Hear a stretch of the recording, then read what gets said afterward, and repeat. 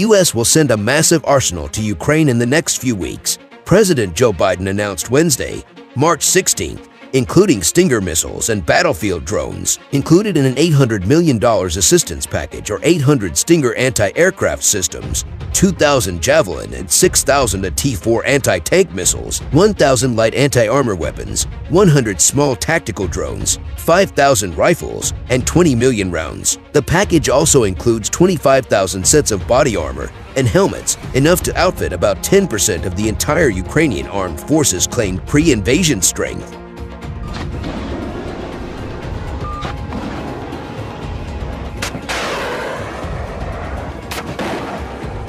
Though most of the promised arms were fairly typical battlefield weapons, inclusion of small drones would be a high-tech addition. Including drones demonstrates our commitment to sending our most cutting-edge systems. Biden said, "We're going to give Ukraine the arms to fight and defend themselves through all the difficult days ahead."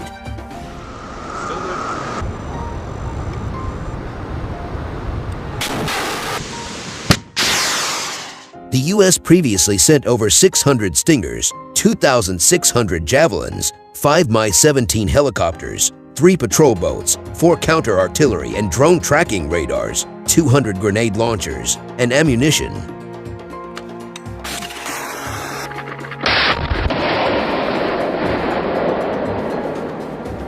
On top of the large U.S. package, CNN reported that Slovakia will soon send S300 anti-aircraft missiles to Ukraine, a system roughly akin to the U.S. Army Patriot missile system. Unlike the shoulder-launched Stinger missile, which is effective against helicopters and low-flying attack aircraft at a short distance, the S300 is a large, high-altitude missile system that rides on its own tank line launcher and is designed to strike high-flying, supersonic modern fighters and bombers from as far off as 30 miles.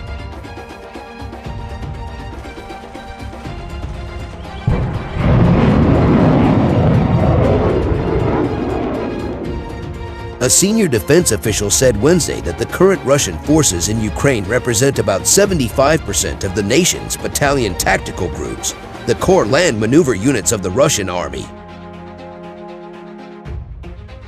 The announcement of the arms shipment came as Russian forces reached the end of the third week of their invasion of Ukraine, with little to show for it in terms of captured cities or strategic advantages. In both the north and south of the country, Russian forces appear to be digging in outside major cities for a prolonged series of sieges. Shelling of civilian areas has now become widespread in major Ukrainian cities.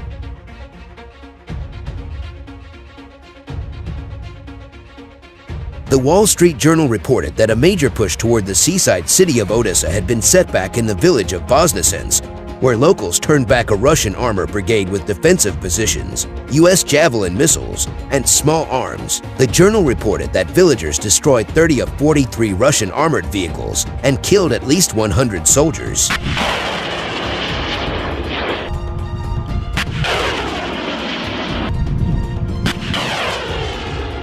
Biden's announcement came just after Ukrainian President Volodymyr Zelensky addressed the U.S. Congress on a video feed. Zelensky invoked both Pearl Harbor and 9/11 in an effort to rally U.S. lawmakers to act in Ukraine's interest, citing both establishing a no-fly zone over the country and continued military aid.